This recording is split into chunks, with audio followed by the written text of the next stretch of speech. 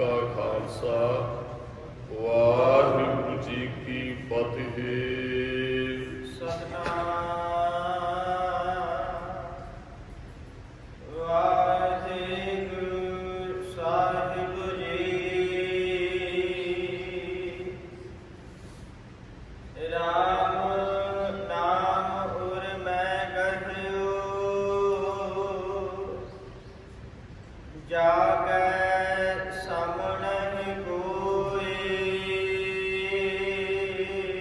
सतगुरु कहते है और हिरदे नूं कहते हैं भी उस अकाल पुरख का उस राम का नाम जिस हिरदे च टिक जाता है। महाराज कहते जाकर सामने कोई दे दो अर्थ ने कि नाम की बराबरी कोई नहीं कर सकता। जिहड़ा नाम सानू गुरु साहब जी तो मिलता है ना, ये नाम रब के घर प्रवान है।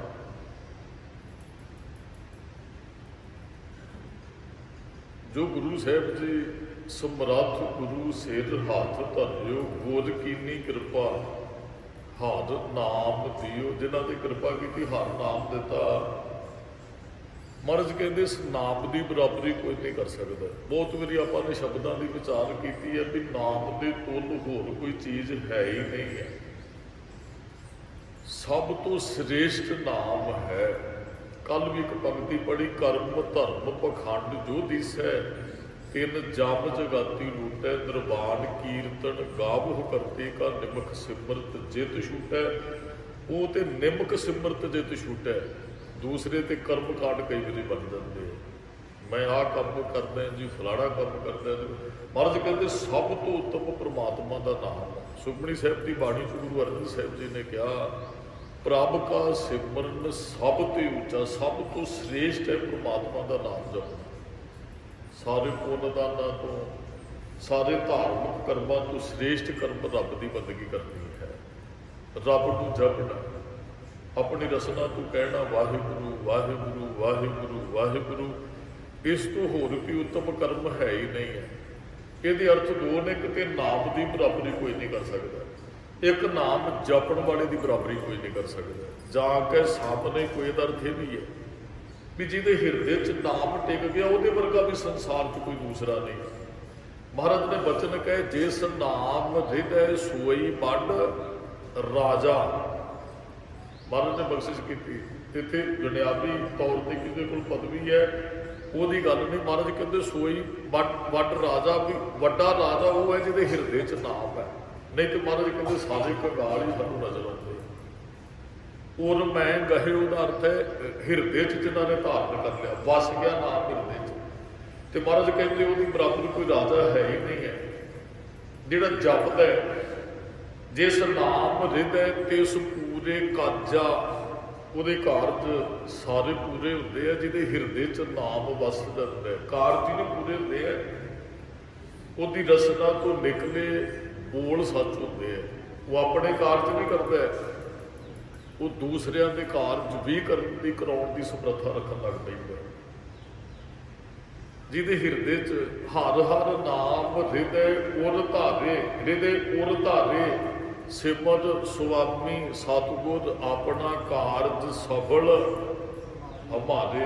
जब कल हुक्मनामा आया सी, गोपाल तेरा आरता जो जन सुमति भगत करते तिन के काज सवारता। भगत धन्ना जी के बोल सन।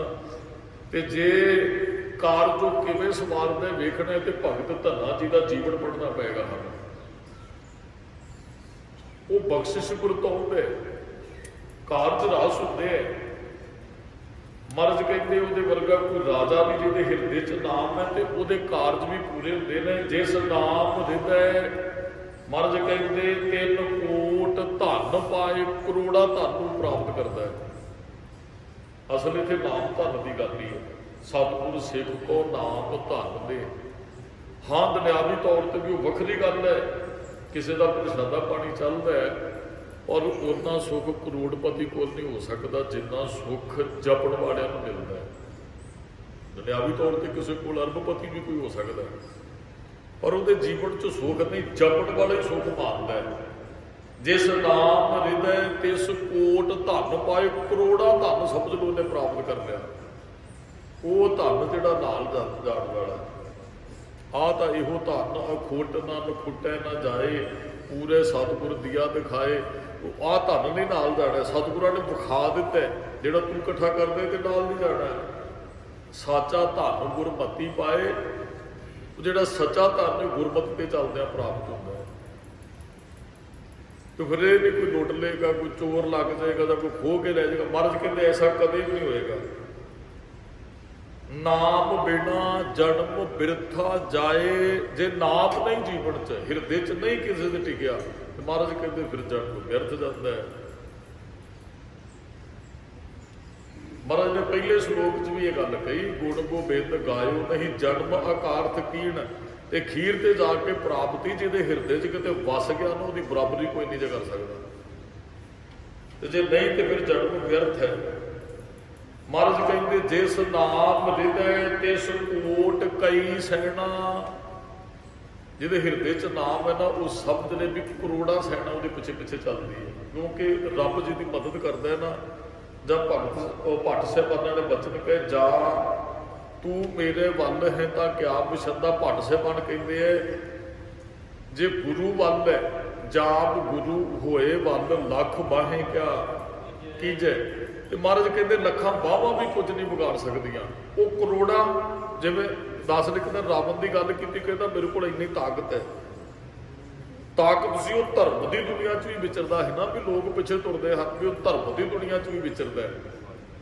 तो कोट सैना का अर्थ यह है भी करोड़ा सैना वो चलती है। साढ़े धर्म च तो वो कहते जो पहरा दिता, एक युद्ध लड़िया महाराज ने शहीदा सिंह की ड्यूटी ला दी। कहते भी तुसीं भी साडी मदद करनी है। उत्थे उन्होंने पता ही नहीं लगा गुप्त शक्तियां कितों लड़दियां पईआं। करोड़ा सैना ही तो है पिछे। महाराज कहते जे हिरदे च नाम है तो इसकी बराबरी कोई नहीं कर सकता। ना तो नाम की बराबरी होंदी ते ना नाम जपण वाले की कोई बराबरी कर सकता है। कोई उच्ची पदवी वाला कहे कि मैं किसी संत फकीर की बराबरी करांगा, बड़ी मुश्किल है। वो दास ने एक दिन बेनती की, वो एक फकीर किसी राजे के घर के सामने अपनी रात बतीत करता है। वो राजा उठा, वो कह लगा इन्हों की भी कोई जिंदगी है, सारी रात एवं पत्थर से लम्बे पै रहे हैं। वो राजा अपने तो मजाक जी के नाल बोलता है। वो फकीर को कहता भी रात किवें गुजरी। वो कहता कुछ तेरे वर्गी तो कुछ तेरे तो चंगी। वो राजा हैरान हो गया, कहता मैं फुल्लां दी स्टेज ते सौण वाला, ये फुटपाथ ते सौण वाला, कहता भी कुछ तेरे नालों चंगी। वो राजा पुछदा कहता वो किवें। कहता भी इको जी कुछ तो साडी इको जी गुजरी, जिहो जी तेरी मेरी, भी तू भी सुता मैं भी सुता। तो वो वखरी गल तू फुल्लां दी सेजा ते पिया होएगा, मैं फुटपाथ ते पिया। जदों नींद आ जाए ना उत्थे फिर कोई भावें फुल्लां दी सेज होवे ते भावें थल्ले रोड़े भी होण, जदों नींद आ जाती उदों सेज इक्को जी हुंदी है। नींद च कोई पता नहीं चलदा। वो तो हैगी सी अपनी बराबर दी रात। हाँ तू सूरज चढ़न तक सुता रहो, मैं सवेर दा बंदगी च बैठे। वो रात तेरे नालों मेरी चंगी लंघी है। महाराज कहते हैं भी ਉਹਦੇ वर्गा कोई राजा नहीं है, ਉਹਦੇ वर्गा कोई सुखी भी नहीं है, ਉਹਦੇ वर्गा कोई बादशाह नहीं, ਉਹਦੇ वर्गा कोई आनंदित नहीं, ਉਹਦੇ वर्गा कोई सुखी नहीं है। वो भावें रुखी सुखी खाए कि ठंडा पानी पीने वाली गल होवे, पर वो आनंद के अंदर है। इनू राजा राजे का इन्हें भी दुनियावी तौर पर उन्होंने पदवी मिल गई भी जिन्हें जपिया। महाराज जी कहते उन्होंने संतोख ही दे देता रब ने, तो संतोखी बंदा ही राजा होता है। नहीं तो बहुत जोड़े ना ये दुख सुख जो बनती, वो महात्मा बुद्ध ना किसी चेले ने पूछा, कहता जी दुख सुख की है। तो महात्मा बुद्ध ने जवाब दिता, कहता दुख सुख जोड़ा ना वो सिर्फ मन का विचार है। वो हैरान हो गए, कहते जी दुख सुख तो आता मन का विचार, समझ कोई नहीं आई। तो फिर उन्होंने एक उदाहरण दी भी एक आदमी से बड़ा अमीर तो एक नौकर से, तो तो 4 दिन वास्ते वो जोड़ा शाहूकार कितने पासे चला जाता है तो अपने नौकर बड़ा वफादार है, बड़ा प्यार करता है, बड़ा काम करता है। कोई शाहूकार घरे होवे चाहे ना भी सारा काम साँभ लेंदा है। उन्होंने जिम्मेवारी सौंप के ना शाहूकार 4 दिन वास्ते बाहर चला जाता है भी सारी देख देख कहता जी ठीक है। वो वापस है बहुत कीमती चीज़ लैके आया जोड़ा शाहूकार है। वो आके जो रखता है ना अपने नौकर को कहता बेटा आप बहुत कीमती चीज़ है, यदि संभाल करनी वेखी किते थले डिगे और टुट जाए या किसी तरह खत्म, कहता बहुत कीमती, कहता जी मैं ख्याल रखागा। एक दिन सफाई कर रहा से नौकर उस चीज़ की भी सफाई कर रहा जिन्होंने शाहूकार कहता सी बड़ी कीमती, वो डिग पैंदी है टुट जाती है।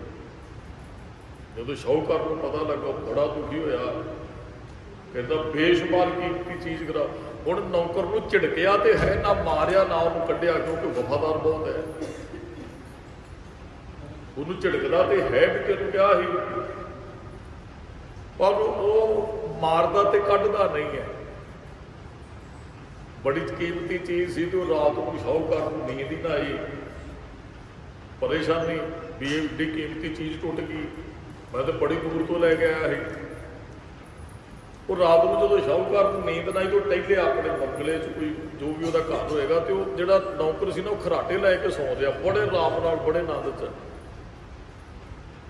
शाहूकार कहता है भी यहो जी चीज़ तोड़ के आराम नाल सुता है, मैनू बड़ी परेशानी रात। उन्हें की किया सवेरे जो उठिया ना तो वो नौकर को आके मिलिया तो नौकर को कहता भी तेनों पता सी वो कितनी कीमती चीज़ जी तू तोड़ चुकिया है। कहता जी नहीं जी मेरे तो गलती होगी, मैनू नहीं सी पता वो कितनी, कहता बहुत कीमती ही। वो शाहूकार कहता कहता तेनों अगली गल का नहीं पता होना भी वो मैं लैके तेरे वास्ते आया हाँ, मैं तेनों किसी विशेष दिन ते भेटा करनी है असल में तेरी सी जी तेरे वास्ते लैके तू वफादार है मेरा नौकर। पहला तो चीज़ टुट गई, नौकर को कोई बहुत ही परवाह नहीं हुई, पर जो शाहूकार ने कहता भी वो मैं तेरे वास्ते लै गया उन्होंने चिंता लग गई तो मेरी चीज़ सी जी टुट गई। वो सारा अपने वाला दुख नौकर से चला गया। हुण शाहूकार जो आराम नाल सुता, चलो जो कुछ हो गया। अगली रात हुण नौकर को नींद नहीं आई भी सच भी मेरे वास्ते एड्डी कीमती चीज़ मेरे वास्ते आई और मैं तोड़ बैठा। हुण वो परेशान है। वो महात्मा बुद्ध ने यह घटना कह के जिक्र किया, कहने लगा दुख सुख मन का विचार है।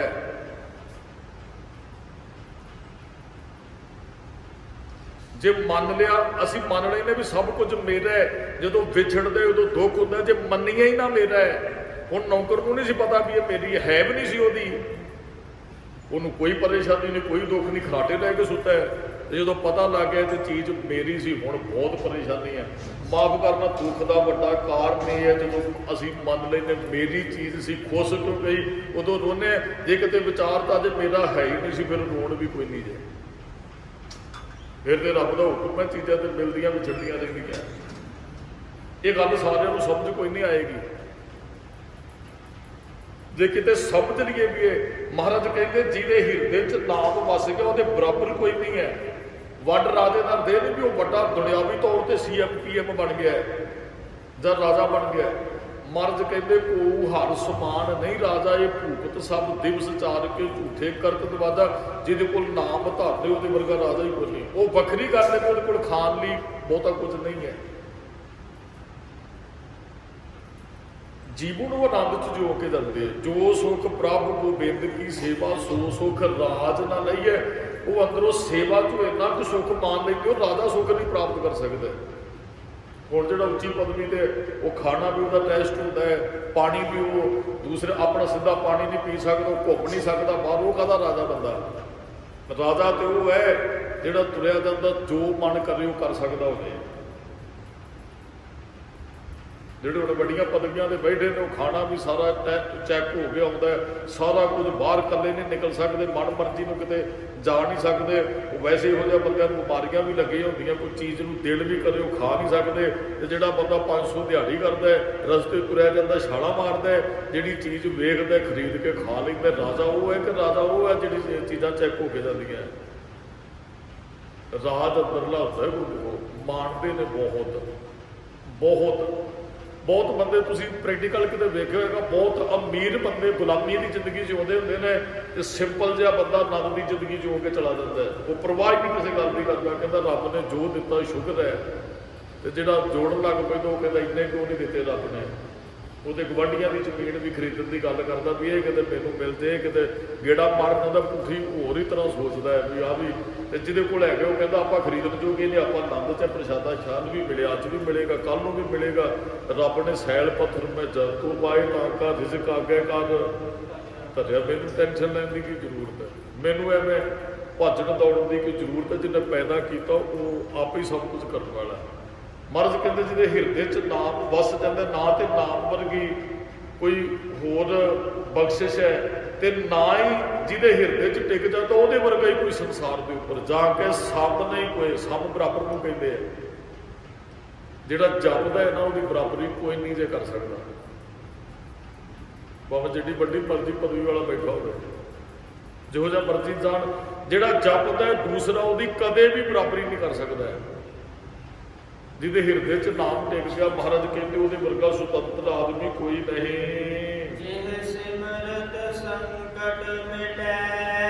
ਜਿਹਨੂੰ ਸਿਮਰ ਕੇ ਸਾਰੇ ਸੰਕਟ ਮਿਟ ਜਾਂਦੇ। ਰੱਬ ਨੂੰ ਸਿਮਰਨ ਵਾਲਿਆਂ ਨੂੰ ਕੋਈ ਸੰਕਟ ਨਹੀਂ ਪੈਂਦਾ। ਬਿਗਨ ਕੂ ਲਾਗਤਾ ਗੁਰ ਪਹਿ ਅਰਦਾਸ। ਸਾਰੇ ਸੰਕਟ, ਹੁਣ ਵੈਸੇ ਜਪਣ ਵਾਲਿਆਂ ਦੇ ਜੀਵਨ 'ਚ ਸੰਕਟ ਆਉਂਦੇ ਹੀ ਨਹੀਂ ਹੈ, ਉਹ ਉਹਨਾਂ ਦਾ ਮੁਕਾਬਲਾ ਕਰਨ ਦੀ ਹਿੰਮਤ ਰੱਖਦੇ ਆ। ਗੁਰੂ ਗੋਬਿੰਦ ਸਿੰਘ ਸਾਹਿਬ ਦਾ ਜੀਵਨ ਹੈ, ਅਸੀਂ ਪੜ੍ਹਾਂਗੇ ਇਹ ਲੱਗੇਗਾ ਬੜਾ ਸੰਕਟ ਸੀ ਮਹਾਰਾਜ ਦੇ ਜੀਵਨ 'ਚ। ਮਹਾਰਾਜ ਨੇ ਪ੍ਰਵਾਹ ਨਹੀਂ ਕੀਤੀ ਕਿਸੇ ਗੱਲ ਦੀ। ਉਹ ਕਹਿੰਦੇ ਅਸੀਂ ਲੜਨ ਦੀ ਤਾਕਤ ਰੱਖਦੇ ਹਾਂ। 40 ਨੂੰ 10 ਲੱਖ ਦਾ ਘੇਰਾ ਸੰਕਟ ਤੇ ਬਹੁਤ ਵੱਡਾ ਹੈ, ਪਰ ਮਹਾਰਾਜ ਨੇ ਪ੍ਰਵਾਹ ਨਹੀਂ ਕੀਤੀ ਹੈ। ਕਹਿੰਦੇ ਸਾਡੇ ਕੋਲ ਤਾਕਤ ਤੇ ਅਸੀਂ ਜੂਝ ਸਕਦੇ ਇਹਨਾਂ ਦੇ ਨਾਲ। ਸੰਕਟ ਜਿੱਡਾ ਮਰਜ਼ੀ ਵੱਡਾ ਆਦੇ, ਜਪਣ ਵਾਲਾ ਉਹਦਾ ਮੁਕਾਬਲਾ ਕਰਨ ਲਈ ਤਿਆਰ ਰਹਿੰਦਾ। ਸੰਕਟ ਆਉਣੇ ਮੁਸ਼ਕਿਲਾਂ ਦੇ ਜੀਵਨ 'ਚ ਆਉਣੀਆਂ ਹੀ ਹੈ, ਇਹਨੂੰ ਤੇ ਜੀਵਨ ਕਿਹਾ ਹੈ। ਦੁੱਖ ਜੀਵਨ 'ਚ ਜ਼ਰੂਰੀ ਹੈ। ਉਹ ਦਾਸ ਨੇ ਇੱਕ ਦਿਨ ਸ਼ਾਇਦ ਕਿਤੇ ਬੇਨਤੀ ਕੀਤੀ ਹੋਏਗੀ ਵੀ ਉਹ ਜ਼ਿਮੀਂਦਾਰ ਉਹਨੇ ਫਸਲ ਬੀਜੀ, ਤੇ ਕਿਤੇ ਬਾਰਿਸ਼ ਪੈ ਜਾਂਦੀ ਸੀ ਕਿਤੇ ਨਹੀਂ, ਤੇ ਕਹਿੰਦਾ ਰੱਬਾ ਤੈਨੂੰ ਪਤਾ ਹੀ ਨਹੀਂ ਕਿ ਫਸਲ ਕਿਵੇਂ ਉਗਦੀ ਹੈ।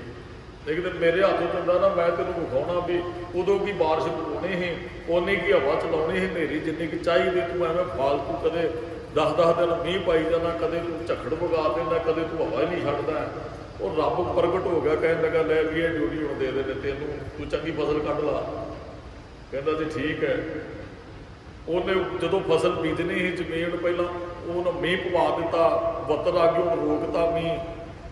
ਆ ਕਣਕ 21 ਦਿਨਾਂ ਦੀ ਹੋ ਜਾਏ ਨਾ, ਤੇ ਉਹ ਜਿਹੜੇ ਮਾਹਰ ਕਹਿੰਦੇ ਨੇ ਪਾਣੀ ਲਾਓ। 21 ਦਿਨਾਂ ਦੀ ਉਹਨੇ ਮੱਕੀ ਬੀਜਦਾ ਸੀ, 21 ਦਿਨਾਂ ਥੋੜਾ ਜਿਹਾ ਮੀਂਹ ਪਵਾ ਲਿਆ, ਸਲਾਬ ਜੀ ਫਿਰ ਹੋ ਗਈ, ਥੋੜੀ ਜਿਹੀ ਹਵਾ ਚਲਾਈ, ਫਿਰ ਜਦੋਂ ਪਾਣੀ ਦੀ ਲੋੜ ਸੀ ਐ, ਤੇ ਜਦੋਂ ਉਹ ਮੱਕੀ ਵਧੀ ਤੇ ਬਹੁਤ ਬੜਾ ਖੁਸ਼ ਹੁੰਦਾ, ਕਹਿੰਦਾ ਵੇਖ ਰੱਬਾ ਕਿ ਮੇਰੀ ਮਰਜ਼ੀ ਨਾਲ ਹੋ ਰਿਹਾ ਤੇ ਕਿੰਨੀ ਉੱਚੀ ਮੱਕੀ ਗਈ। ਮੱਕੀ ਵਧੀ ਤੇ ਬਹੁਤ,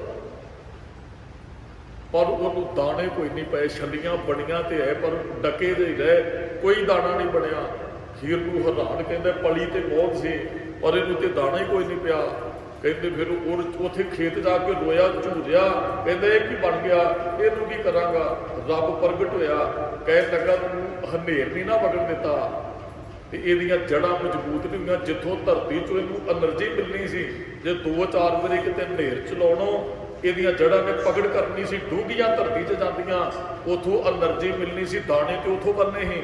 ਇਹਦੀਆਂ ਜੜ੍ਹਾਂ ਤੋਂ ਡੂੰਘੀਆਂ ਜਾਣ ਹੀ ਨਹੀਂ ਦਿੱਤੀਆਂ। ਨੂੰ ਸੁੱਖ ਦੇਣ ਤੇ ਲੱਗਾ, ਤੇ ਉਹ ਵੱਧ ਤੇ ਬਹੁਤ ਗਈ, ਪਰ ਇਹਨੂੰ ਫਲ ਕੋਈ ਨਹੀਂ ਲੱਗਾ। ਸੱਚ ਜਾਣਿਓ ਗੁਰਮੁਖੋ, ਜਿਹੜਾ ਸੁਖੀ ਇਕੱਲਾ ਜੀਵਨ ਜਿਉਣਾ ਚਾਹੁੰਦੇ ਨੇ ਨਾ, ਉਹਨੂੰ ਫਲ ਕੋਈ ਨਹੀਂ ਜੇ ਲੱਗਦਾ। ਉਹ ਤੇ ਐਵੇਂ ਨਕਲੀ ਜਾਂ ਝੂਠਾ ਜਿਹਾ ਜੀਵਨ ਜਿਉ ਕੇ ਚਲੇ ਜਾਂਦੇ ਨੇ। ਅਸਲ ਦੇ ਅੰਦਰ ਇਨਸਾਨ ਉਹ ਹੈ ਜਿਹੜਾ ਮੁਸ਼ਕਲਾਂ ਦਾ ਮੁਕਾਬਲਾ ਕਰਦਾ ਹੈ। ਜੇ ਝੱਖੜ ਝੱਲਿਆ ਹੁੰਦਾ ਨਾ ਇਸ ਫਸਲ ਨੇ, ਉਹ ਉੱਥੇ ਰੱਬ ਕਹਿੰਦੇ ਨੂੰ ਦਾਣੇ ਵੀ ਜ਼ਰੂਰ ਪਏ ਹੋਣੇ ਸੀ। ਇਹਨੇ ਝੱਖੜ ਦਾ ਸਾਹਮਣਾ ਹੀ ਨਹੀਂ ਕੀਤਾ, ਅੱਜ ਇਹ ਦਾਣਿਆਂ ਤੋਂ ਖਾਲੀ ਰਹਿ ਗਈ। ਮਹਾਰਾਜ ਨੇ ਸਿੰਪਲ ਰੁੱਖ ਦੀ ਗੱਲ ਕੀਤੀ। ਮਹਾਰਾਜ ਕਹਿੰਦੇ ਬਿਲਕੁਲ ਨਕੰਮਾ, ਵੱਧਦਾ ਬਹੁਤ, ਨਾ ਫਲ ਚੰਗੇ ਨਾ ਫੁੱਲ। ਮਹਾਰਾਜ ਕਹਿੰਦੇ ਫਾਇਦਾ ਕੀ ਫਿਰ ਉਸਦਾ। ਜੀਵਨ ਮਜ਼ਬੂਤ ਉਦੋਂ ਹੁੰਦਾ ਜਦੋਂ ਝਖੜਾਂ ਦੇ ਵਿੱਚ ਦੀ ਮਨੁੱਖ ਲੰਘਦਾ। ਮਹਾਰਾਜ ਨੇ ਇਹਨੂੰ ਦੇਖਿਆ, ਦੁੱਖ ਦਾਰੂ ਸੁੱਖ ਰੋਗ ਭਇਆ। ਦੁੱਖ ਦਾਰੂ, ਮੈਨੂੰ ਕੱਲ ਪਰਸੋਂ 2 ਸਰੀਰ ਮਿਲੇ, ਪਤੀ ਪਤਨੀ। ਉਹਨਾਂ ਦਾ ਇੱਕ ਬੱਚਾ ਸਾਹਮਣੇ 5 ਸਾਲ ਦਾ ਚੜ੍ਹਾਈ ਕਰ ਗਿਆ ਸੀ, ਲਾਈਟ ਲੱਗ ਗਈ ਉਹਨੂੰ, ਤੇ ਕਹਿੰਦੇ ਜੀ 2014 ਚੋਂ ਬੱਚਾ ਚੜ੍ਹਾਈ ਕਰ ਗਿਆ, 2017 ਚ ਫਿਰ ਮਿਲਿਆ ਉਹਨਾਂ ਨੂੰ ਦੁਬਾਰਾ ਬੱਚਾ, ਉਸੇ ਵਾਰ ਉਸੇ ਦਿਨ ਉਸੇ ਸਭ ਕੁਝ। ਤੇ ਉਹ ਕਹਿ ਰਹੇ ਸੀ ਜੀ 3 ਸਾਲ ਤੇ ਜਿਹੜੇ ਬੜੇ ਔਖੇ ਲੰਘੇ, ਪਰ ਗੁਰੂ ਸਾਹਿਬ ਨੇ ਉਹ ਬਖਸ਼ਿਸ਼ ਕੀਤੀ। ਉਹਨਾਂ 3 ਸਾਲਾਂ 'ਚ ਕਹਿੰਦੇ ਅਸੀਂ ਪੱਕੇ ਨਿਤਨੇਮੀ ਬਣ ਗਏ, ਅਸੀਂ ਗੁਰਦੁਆਰੇ ਦੀ ਹਾਜ਼ਰੀ ਹੁਣ ਉਹ ਨਾਮ ਬੀਜ ਪਾਉਂਦੇ ਦੋਵੇਂ ਜੀ ਗੁਰਦੁਆਰੇ ਆਣ ਕੇ, ਮੈਂ ਤੁਹਾਨੂੰ ਮਿਲਾ ਵੀ ਸਕਦਾ। ਤੇ ਉਹ ਕਹਿੰਦੇ ਜੇ ਨਾ ਕਿਤੇ ਉਹ ਘਟਨਾ ਵਾਪਰਦੀ ਅਸੀਂ ਕਦੇ ਵੀ ਨਹੀਂ ਸੀ ਅੰਮ੍ਰਿਤ ਛਕਣਾ। ਭਾਈ ਸਾਹਿਬ ਕਹਿੰਦੇ ਮੈਂ ਤੇ ਬਹੁਤ ਸ਼ਰਾਬ ਪੀਣ ਵਾਲਾ ਹਾਂ, ਆਹ ਘਟਨਾ ਸਾਡੇ ਤੋਂ ਬੱਚਾ ਲੈ ਲਿਆ ਰੱਬ ਨੇ। ਤੇ ਕਹਿੰਦੇ ਉਹ 3 ਸਾਲ ਉਹਨੇ ਦਿੱਤਾ ਨਹੀਂ ਅਰਦਾਸ, ਉਸੇ ਸਮੇਂ ਉਸੇ ਵਕਤ ਉਸੇ ਦਿਨ ਉਹ ਬੱਚਾ ਉਹਨਾਂ ਨੂੰ ਮਿਲਿਆ ਜਿਸ ਦਿਨ ਪਹਿਲੇ ਬੱਚੇ ਦਾ ਜਨਮ ਹੋਇਆ ਸੀ। ਉਹੀ ਨਿਸ਼ਾਨ ਸਰੀਰ ਤੇ ਆ, ਮੇਰੇ ਕੋਲ ਫੋਨ ਨੰਬਰ ਹੈ, ਮੈਂ ਤੁਹਾਨੂੰ ਉੱਠਣ ਤੋਂ ਬਾਅਦ ਵੀ ਗੱਲ ਉਹਨਾਂ ਨਾਲ ਕਰਾ ਸਕਦਾ। ਉਹ ਕਹਿੰਦੇ ਉਸ ਦੁੱਖ ਨੇ ਸਾਨੂੰ ਸਦਾ ਵਾਸਤੇ ਜੋੜ ਦਿੱਤਾ। ਤੇ ਹੁਣ ਉਹ ਕਹਿੰਦੇ ਸਾਡੀ ਬੱਚੀ ਬਾਹਰ ਗਈ ਹੈ, ਅਸੀਂ ਕਹਿੰਦੇ ਬੇਟਾ ਨਿਤਨੇਮ ਨਾ ਛੱਡੀ, ਹੋਰ ਤੂੰ ਪੈਸੇ ਕਮਾਈ ਜਾਣ ਚਾਹੇ ਨਾ ਕਮਾਏ ਜਾਣ। ਉਹ ਕਹਿੰਦੇ ਨਿਤਨੇਮ ਵੀ ਪੱਕੇ ਬਣਾ ਦਿੱਤਾ। ਜ਼ਿੰਦਗੀ 'ਚ ਝੱਖੜ ਚੱਲਣ ਤੇ ਜੜ੍ਹਾਂ ਮਜ਼ਬੂਤ ਹੁੰਦੀਆਂ। ਹਾਂ ਚਲੋ ਇਹੋ ਜਿਹੀ ਘਟਨਾ ਅਸੀਂ ਨਹੀਂ ਕਹਿੰਦੇ ਵੀ ਕਿਸੇ ਨਾਲ ਵਾਪਰੇ, ਪਰ ਗੁਰਮੁਖ ਪਿਆਰੋ ਜ਼ਰੂਰੀ ਨਹੀਂ ਸਾਰਿਆਂ ਦੇ ਨਾਲ ਵਾਪਰਦੀ ਵੀ ਨਹੀਂ ਤੇ ਸਾਰੇ ਬਚਦੇ ਵੀ ਨਹੀਂ ਜੇ ਮੁਸ਼ਕਿਲਾਂ ਤੋਂ, ਸੰਕਟ ਤੋਂ। ਇਹ ਤੇ ਜੀਵਨ 'ਚ ਆਉਣਾ ਹੀ ਹੈ, ਮਿਲਣਾ ਵਿਛੜਨਾ, ਕਦੇ ਕੁਝ ਮਿਲ ਗਿਆ ਕਦੇ ਕੁਝ ਖੁੱਸ ਗਿਆ, ਤੇ ਜੀਵਨ 'ਚ ਬਣਿਆ ਹੀ ਹੈ। ਆਪਣੇ ਆਪ ਨੂੰ ਮਜ਼ਬੂਤ ਰੱਖਣਾ।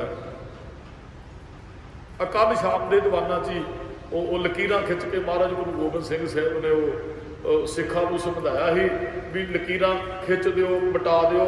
ਤੇ ਇਹ ਖਿੱਚਣ ਦੀ ਉਹ ਕਹਿੰਦੇ ਖੁਸ਼ੀ ਨਹੀਂ, ਮਿਟਾਉਣ ਦਾ। ਮਹਾਰਾਜ ਕਹਿੰਦੇ ਇਹੋ ਜਿਹੀ ਬਿਰਤੀ ਹਮੇਸ਼ਾ ਹੀ ਰੱਖਣੀ ਚਾਹੀਦੀ ਹੈ। ਕੁਝ ਆ ਜੇ ਭਗੜੇ ਨਾ ਪਾਓ, ਕੁਝ ਖੁੱਸ ਜੇ ਰੋਵੋ ਨਾ, ਆਪਣੀਆਂ ਜੜ੍ਹਾਂ ਮਜ਼ਬੂਤ ਕਰੋ, ਰੱਬ ਨਾਲ ਜੁੜੋ। ਜਿਹੇ ਸਿਮਰਤ ਸੰਕਟ ਮਿਟੇ, ਬਚਨ ਬਹੁਤ ਵਾਰੀ ਪੜ੍ਹੇ, ਤਾਤੀ ਵਾਉ ਨਾ ਲੱਗੇ ਪਾਰ ਬ੍ਰਹਮ ਸ਼ਰਨਾਈ, ਜਾਂ ਔਖੀ ਘੜੀ ਨਾ ਦੇਖਣ ਦੇਈ, ਜਾਂ ਸੌਖੇ ਸੌਖੇ ਸ਼ਬਦ ਜਿਸ ਕੇ ਸਿਰ ਉੱਪਰ ਤੂੰ ਸੁਆਮੀ, ਸੋ ਦੁੱਖ ਕੈਸਾ ਪਾਵੇ, ਉਹ ਕੈਸਾ ਦੁੱਖ ਪ੍ਰਾਪਤ ਕਰ ਸਕਦਾ। ਜੇ ਸਿਮਰਤ ਜਿਹਦੇ ਹਿਰਦੇ 'ਚ ਨਾਮ ਟਿਕ ਗਿਆ, ਉਹਦੀ ਬਰਾਬਰੀ ਕੋਈ ਨਹੀਂ ਕਰ ਸਕਦਾ। ਉਹ ਸਾਰੇ ਸੰਕਟ ਮਿਟ ਜਾਂਦੇ ਹਨ। ਸੰਕਟ ਨਹੀਂ ਮਿਟਦੇ, ਦਰਸ ਤੁਹਾਰੋ, ਰੱਬ ਜੀ ਤੁਹਾਡਾ ਦਰਸ਼ਨ ਵੀ ਹੋ ਜਾਂਦਾ ਹੈ। ਸੰਕਟ ਤੇ ਮਿਟੇ ਮਿਟੇ, ਜਿਹੜੀ ਕੋਈ ਮੁਸ਼ਕਲ ਜੀਵਨ 'ਚ ਆਈ, ਮਹਾਰਾਜ ਰੱਬ ਜੀ ਤੁਹਾਡਾ ਦਰਸ਼ਨ ਵੀ ਹੋ ਗਿਆ। ਵਿਛੜਿਆ ਰੱਬ ਨਾਲ ਜੀਵ ਮਿਲ ਜਾਂਦਾ ਜਿੱਧਰੋਂ ਦੀ ਬਖਸ਼ਿਸ਼ ਵਾਪਰਦੀ ਹੈ। ਸਮਾਂ ਸੀਮਤ ਹੈ ਜੀ। ਕੁਝ ਕੁ ਬੇਨਤੀਆਂ ਗੁਰੂ ਹਰਕ੍ਰਿਸ਼ਨ ਮਹਾਰਾਜ ਨੇ ਅੱਜ ਦਿੱਲੀ ਦੇ ਅੰਦਰ ਸਰੀਰ ਤਿਆਗਾ ਜੋਤੀ ਜੋਤ ਸਮਾਇਆ। ਗੁਰੂ ਤੇਗ ਬਹਾਦਰ ਸਾਹਿਬ ਜੀ ਦਾ ਗੁਰਤਾ ਗੱਦੀ ਦਿਵਸ ਹੈ। ਕੁਝ ਕੁ ਬੇਨਤੀਆਂ ਜ਼ਰੂਰ ਸਰਵਣ ਕਰਨੀਆਂ ਨੇ ਆਪਾਂ ਜੀ। ਗੁਰੂ ਹਰਕ੍ਰਿਸ਼ਨ ਮਹਾਰਾਜ ਦਾ ਜਿਹੜਾ ਪ੍ਰਕਾਸ਼ ਹੈ ਨਾ, ਉਹ ਜੁਲਾਈ ਮਹੀਨੇ 'ਚ 1656 'ਚ ਹੁੰਦਾ ਜੀ, ਕੀਰਤਪੁਰ ਸਾਹਿਬ ਦੀ ਧਰਤੀ ਤੇ। ਗੁਰੂ ਹਰਿਰਾਏ ਮਹਾਰਾਜ ਦੇ ਛੋਟੇ ਪੁੱਤਰ ਸਨ ਗੁਰੂ ਹਰਕ੍ਰਿਸ਼ਨ ਮਹਾਰਾਜ, ਵੱਡੇ ਪੁੱਤਰ ਬਾਬਾ ਰਾਮ ਰਾਏ ਜੀ ਹੈ। ਸਮਾਂ ਅੱਗੇ ਚੱਲਦਾ ਹੈ। ਗੁਰੂ ਹਰਕ੍ਰਿਸ਼ਨ ਮਹਾਰਾਜ ਦੀ ਉਮਰ ਹੋ ਜਾਂਦੀ ਹੈ 5 ਸਾਲ ਦੀ। ਸੰਗਤ ਆਉਂਦੀ ਕਾਬਲ ਤੋਂ, ਉਹਨਾਂ ਨੇ ਪੁੱਛ ਲਿਆ, ਕਹਿੰਦੇ ਮਹਾਰਾਜ ਅਸੀਂ ਬੜੇ ਚਿਰ ਬਾਅਦ ਆਏ ਹਾਂ, ਬੜੇ ਚਿਰ ਬਾਅਦ ਸ਼ਹਿਦ ਆਈਏ, ਗੁਰਤਾ ਗੱਦੀ ਕਿਹਨਾਂ ਨੂੰ ਅੱਗੇ ਮਿਲੇਗੀ, ਅਸੀਂ ਕੁਝ ਨਾ ਕੁਝ ਜਾਣਨਾ ਚਾਹੁੰਦੇ ਹਾਂ। ਮਹਾਰਾਜ ਦੇ ਦੋਵੇਂ ਬੇਟੇ ਬਾਣੀ ਪੜ੍ਹ ਰਹੇ ਸਨ, ਪਲੰਗਿਆਂ ਤੇ ਬੈਠੇ ਹੋਏ। ਤੇ ਮਹਾਰਾਜ ਨੇ ਇੱਕ ਸੂਈ ਦਿੱਤੀ, ਕਹਿਣ ਲੱਗੇ ਪਲੰਗਿਆਂ ਤੇ ਜਿਨ੍ਹਾਂ ਤੇ ਬੈਠ ਕੇ, ਪੀੜਿਆਂ ਤੇ ਬੈਠ ਕੇ ਸਾਡੇ ਬੱਚੇ ਬਾਣੀ ਪੜ੍ਹ ਰਹੇ ਨਾ, ਆਹ ਸੂਈ ਝੁੰਬੋ ਕੇ ਵੇਖਿਓ, ਪਾਵੇ ਦੇ ਅੰਦਰ ਜਿਹਦੇ ਪਾਵੇ 'ਚ ਸੂਈ ਚੁੱਭ ਗਈ ਉਹ ਗੁਰਤਾ ਗੱਦੀ ਪ੍ਰਾਪਤ ਕਰੇਗਾ। ਜਿਹੜਾ ਸਖਤ ਹੋਇਆ ਉਹਨੇ, ਗੱਲ ਹਿਰਦਿਆਂ ਦੀ ਸੀ, ਗੱਲ ਪਾਵਿਆਂ ਦੀ ਨਹੀਂ ਸੀ। ਕੋਮਲ ਹਿਰਦੇ ਵਾਲੇ ਨੂੰ ਗੁਰਤਾ ਗੱਦੀ ਮਿਲਦੀ, ਰਜ਼ਾ 'ਚ ਚੱਲਣ ਵਾਲੇ ਨੂੰ ਗੁਰਤਾ ਗੱਦੀ ਮਿਲੀ ਹੈ। ਸੇਵਾ ਵਿੱਚ ਜੀਵਨ ਬਿਤਾਉਣ ਵਾਲੇ ਨੂੰ ਗੁਰਤਾ ਗੱਦੀ ਮਿਲੀ, ਗੁਰੂ ਸਾਹਿਬ ਦੇ ਆਗਿਆਕਾਰੀ ਨੂੰ ਗੁਰਤਾ ਗੱਦੀ ਮਿਲੀ ਹੈ। ਚਲੋ ਸੰਗਤ ਨੇ ਹੱਥ ਜੋੜੇ, ਮਹਾਰਾਜ ਲੱਗਦਾ ਤੁਹਾਡੇ ਛੋਟੇ ਪੁੱਤਰ ਜਿਹੜੇ ਗੁਰਤਾ ਗੱਦੀ ਦੇ ਯੋਗ ਹੋਣਗੇ। ਸਮਾਂ ਅੱਗੇ ਚੱਲਦਾ ਹੈ। ਗੁਰੂ ਹਰਿਰਾਏ ਮਹਾਰਾਜ ਜੀ ਸਰੀਰ ਤਿਆਗਣ ਲੱਗਦੇ ਹੈ। ਸਿੱਖਾਂ ਨੇ ਪੁੱਛਿਆ ਮਹਾਰਾਜ ਕਿਹਦੇ ਲੱਗਦਾ ਆ ਕੇ ਚੱਲਦੇ ਹੋ? ਤੇ ਮਹਾਰਾਜ ਨੇ ਆਪਣੇ ਛੋਟੇ ਬੇਟੇ ਨੂੰ ਗੁਰਤਾ ਗੱਦੀ ਦਿੱਤੀ। ਉਮਰ ਸਿਰਫ 5 ਸਾਲ ਦੀ ਹੈ ਗੁਰੂ ਹਰਕ੍ਰਿਸ਼ਨ ਮਹਾਰਾਜ ਜੀ ਦੀ।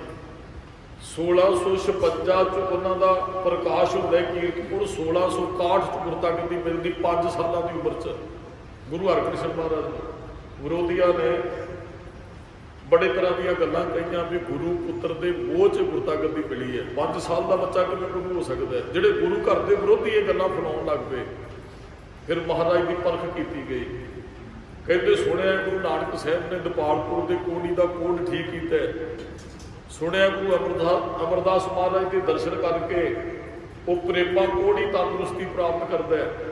उन्होंने सारे गुरु साहिबाना का भी सतगुਰਾਂ के दर्शनों च इन्नी ताकत है, जिस मिले मन होए आनंद सो सतगुर कहिए जा दर्शन परसे गुरु के जन्म मरण दुख जाए कहते गुरु हरकृष्ण महाराज की परख करो भी इन्हों चो ताकत है कि नहीं जी बाबे नानक जी सी, गुरु अंगद साहब, गुरु अमरदास, गुरु रामदास जी, गुरु अर्जन साहब जी के अंदर वरतदी नहीं। उन्होंने एक कोड़ी लभ्या जी कितों, महाराज 2200 घोड़सवार नाल रखते हैं। जदों महाराज बाहर निकल लगे कोड़ी को रस्ते च बिठा दिता है, कहते वेखते गुरु साहब जी कोड़ी वाल वेख के की करते, जो दया भी वेखनी चाहते सी। कल दास ने बेनती की साडा धर्म दया जो पैदा होया। जदों गुरु हरकृष्ण महाराज जी लंगर लगे ना तो तरले लै कोड़ी ने, कोड़ी की पुकार तो सच्ची सी, कोड़ी तो कोड़ी है ही सी, ते दूसरे झाड़ियां के रस्ते ते ही झाड़ियां दे ओले लोग जिहड़े पंडित सन जां जिहड़े गुरु घर दे नाल ईर्खा करने वाले कहंदे वेखदे की करदे ने गुरु साहिब जी। महाराज कोल दी लंगर लगे तरले लैंदे, सतगुरु कोड़ दे रोग दा दर्द नहीं झल्लिया जांदा, जां ते शरीर चों जान कट दिओ जां तंदुरुस्ती बख्शो। वो कोड़ी ने पुकार की गुरु हरकृष्ण महाराज दे के, सतगुरु अगे लग गए, ये खुश होए कहते महाराज को कोई ताकत भी रोक दे, जैन तंदुरुस्ती देंदे जाए की जान कट दे, जिवें दी बेनती कर रहे हैं।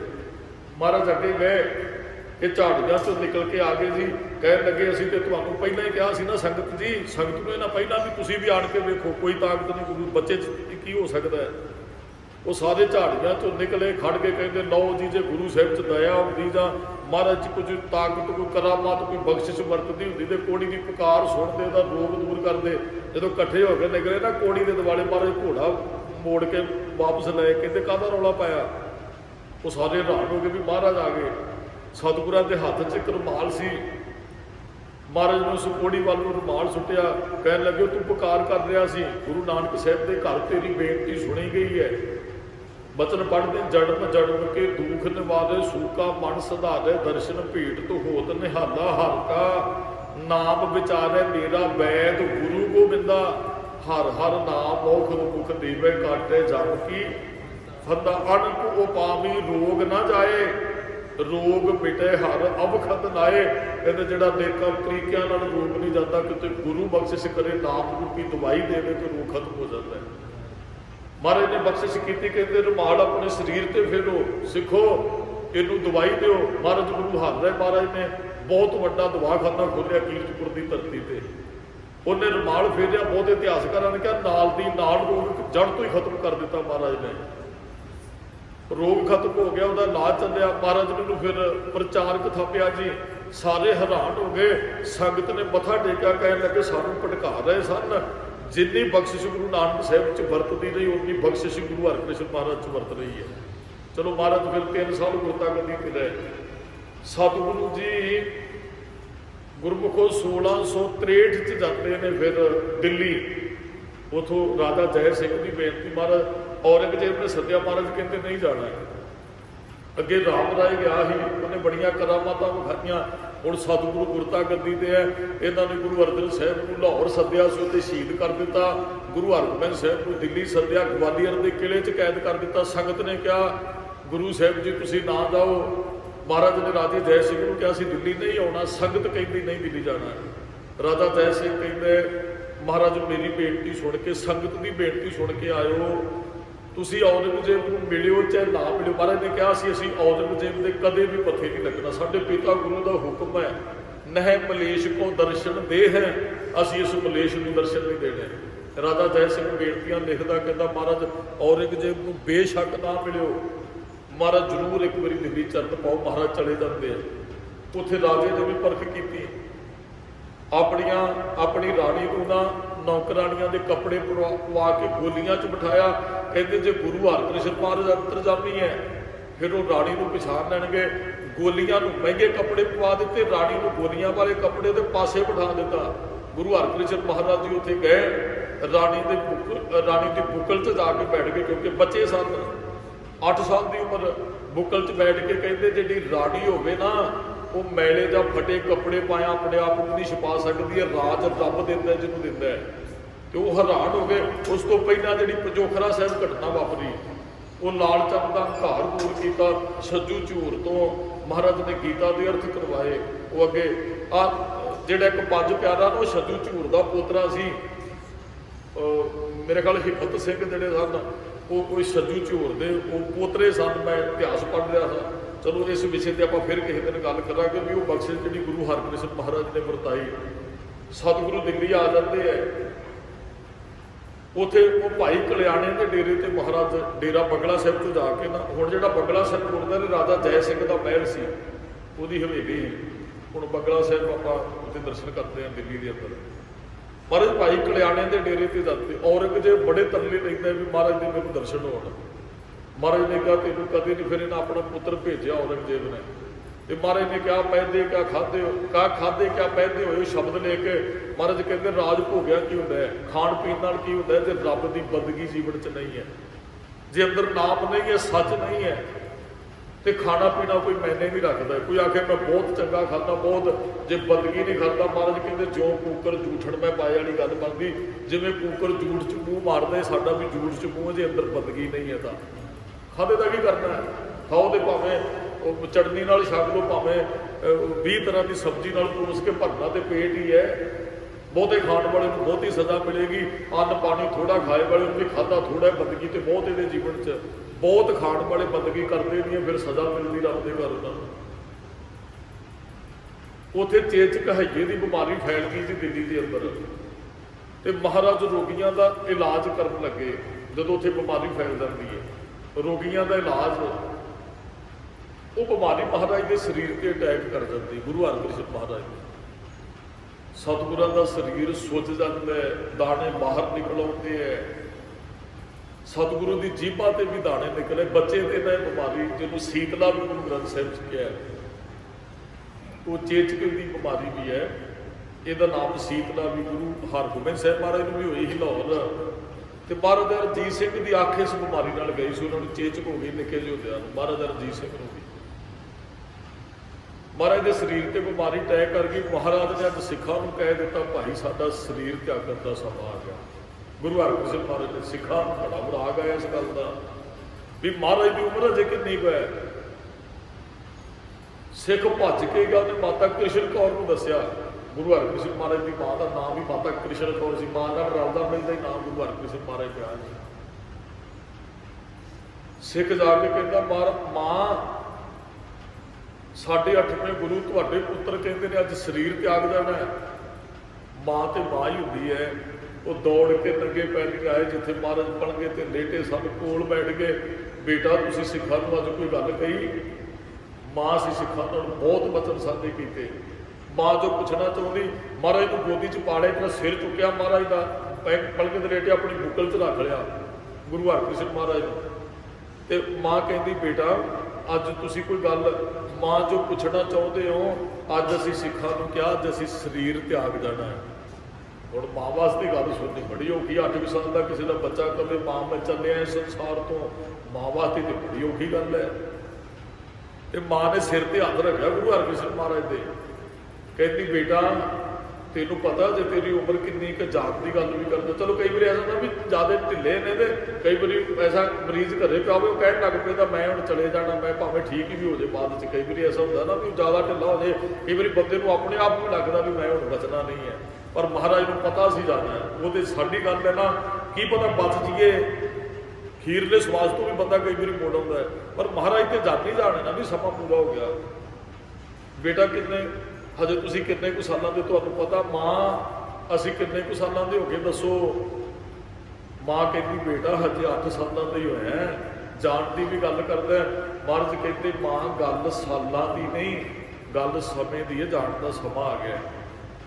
ਤੇ ਮਾਂ ਕਹਿੰਦੀ ਬੇਟਾ 3 ਕੁ ਸਾਲ ਪਹਿਲਾਂ ਤੂੰ ਨਿੱਕਾ ਜਿਹਾ ਸੀ ਹਜੇ, ਜਦੋਂ ਤੇਰੇ ਪਿਤਾ ਜੀ ਭਰ ਜਵਾਨੀ 'ਚ ਚਲੇ ਗਏ ਹਨ। ਗੁਰੂ ਹਰ ਰਾਏ ਬਾਰੇ 32 ਸਾਲ ਦੀ ਉਮਰ 'ਚ। ਬੜੀ ਮੁਸ਼ਕਿਲ ਨਾ ਉਸ ਮਾਂ ਵਾਸਤੇ ਜਿਹਦਾ ਪਤੀ ਬੱਚਾ ਨਿੱਕਾ ਜਿਹਾ ਹੋਵੇ ਤੇ ਪਤੀ ਛੱਡ ਦੇ, ਬੱਚਾ ਅਜੇ ਵੱਡਾ ਹੋਣ ਲੱਗੇ ਤੇ 8 ਸਾਲਾਂ ਦਾ ਬੱਚਾ ਵੀ ਕਵੇ ਮੈਂ ਵੀ ਜਾਣਾ ਹੈ। ਰਾਮ ਰਾਏ ਨੂੰ ਤੇ ਵੈਸੇ ਗੁਰੂ ਘਰੋਂ ਕੱਢ ਦਿੱਤਾ, ਮਾਂ ਤੇ ਫਿਰ ਹੁਣ ਇਕੱਲੀ ਰਹਿ ਜਾਂਦੀ ਪਿੱਛੇ। ਮੰਨ ਲਓ ਕਿਸੇ ਦੇ 2 ਬੱਚੇ ਨੇ, ਇੱਕ ਤੇ ਨਲਾਇਕ ਹੋਵੇ ਉਹਨੂੰ ਘਰੋਂ ਹੀ ਕੋਈ ਕੱਢ ਦੇ, ਤੇ ਜਿਹੜਾ ਨਿੱਕਾ ਹੋਵੇ ਉਹ ਆਖੇ ਮੈਂ ਚੱਲਿਆ, ਪਤੀ ਵੀ ਨਹੀਂ ਹੈ, ਤੇ ਉਸ ਮਾਂ ਵਾਸਤੇ ਤੇ ਬੜੀ ਮੁਸ਼ਕਿਲ ਵਾਲੀ ਗੱਲ ਹੈ। ਬੇਟਾ ਭਰ ਜਵਾਨੀ 'ਚ ਅੱਜ ਤੋਂ 3 ਕੁ ਸਾਲ ਪਹਿਲਾਂ तेरे पिता जी सानू छड्ड गए सन, पुत्र अज तुसी भी जान की गल करते हो। महाराज ने हौसला देते एक पंक्ति पढ़ी, मां इथे राणा राव ना को रहे, रंग ना तुंग फकीर, वारी आपो अपनी कोई ना बंदै धीर। मां जिदन पिता जी की वारी आई वो चले गया, जसी भी चले जाना। मां ने फिर तबला लिया, बेटा यही तो बीमारी दिल्ली फैली है, रोगी आते ने वो दुखी आते तुहाडे दर्शन करते हैं, तुहाडे दर्शन कीते उन्होंने बीमारी ठीक हो जाती है, उन्होंने तंदुरुस्ती मिलती है। श्री हर कृष्ण ध्याइए जिस डिठे सब दुख। ते बेटा तुसी अपनी बीमारी शरीर ते आई ठीक नहीं कर सकते। महाराज कहते मां गल बीमारी दी नहीं है, गल समय दी है, शरीर त्यागण का समा आ गया। मां किसी को समा होवे ना तो वड्डी बीमारी को भी मनुख जित लैंदा है, जिदन समा आ जाता है मां बिना बीमारी तो भी शरीर छड्डना पैंदा है। जिन्हां दा समा उन्हां दी बीमारी ठीक हो रही है, साडा समा आ गया, सब जाना पैना। गुरु हरकृष्ण महाराज संगतां रो पईयां, सिख सारी गल सुन के रो अखां चों हंझू। फिर जिहड़ी नहीं सी गल कहनी चाहुंदे फिर कहना पिया, महाराज जे चले हो फिर सानू किहदे लड़ ला के चले हो, साडी बांह कौन पकड़ेगा। आप तो इन्नी उम्र च जान की गल करते हो।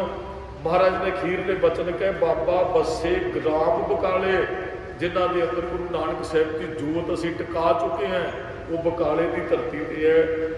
कोई समा सी दादा जी ने पोतरे नूं गुरता गद्दी दित्ती, गुरु हरगोबिंद साहिब ने गुरु हरराय महाराज पोतरे सन उन्हां दे। अज समा आया, अज पोतरा दादा जी नूं गुरता गद्दी दे रहा है। गुरु हरकृष्ण महाराज के दादा जी के सगे भरा सन गुरु तेग बहादुर साहब। बाबा गुरदित्ता जी दादा जी ने गुरु हरकृष्ण महाराज के, ते बाबा गुरदित्ता जी के सगे भरा ने गुरु तेग बहादुर साहब दादा जी लगे। अज के दिन सतगुरु जी दिल्ली की धरती ते बड़ी चढ़ती कला के नाल, भावें वो ठीक नहीं हैं, सारिਆਂ ਨੂੰ समझा के उपदेश दृढ़ करवा के ज्योति जोत रली संपूर्ण थिया राम, पवने मैं पवन समाया ज्योति मह, जोत रल जाया नानक लीन भयो, वो बिरद स्यो ज्यों पानी संग। पानी सतगुਰਾਂ ਦਾ पंज तत्तां ਦਾ शरीर वो पंज तत्तां च लीन हो गया। आत्मा जिहड़ी वो ज्योति जोत रली संपूर्ण थिया राम। फिर मखण शाह नवाणे ने गुरु तेग बहादुर साहब को बकाले की धरती पर लभ के वो गुरता गद्दी जी वो सारी रस्म निभाई। अज के दिन महाराज ज्योति जोत समाए और अज गुरु तेग बहादुर साहब जी का गुरता गद्दी दिवस है। इन्नियां कमेटी मैं बधाई नहीं देंगा गुरता गद्दी की, क्योंकि अज के दिन गुरु हरकृष्ण महाराज ज्योति जोत भी समाए है। चलो कल्ली गुरता गद्दी हो गई, असीं बधाई शब्द वरतते हैं, पर उत्थे मैं बधाई कहने को दिल नहीं करता भी अज के दिन ही तो गुरु हरकृष्ण महाराज जी ज्योति जोत समाए साडे दो गुरपुरब जिहड़े वो खालसा पंथ बना रहे। चलो सानू भी सतगुਰਾਂ ने इन्ना कुछ समा बख्शिया, असीं अपने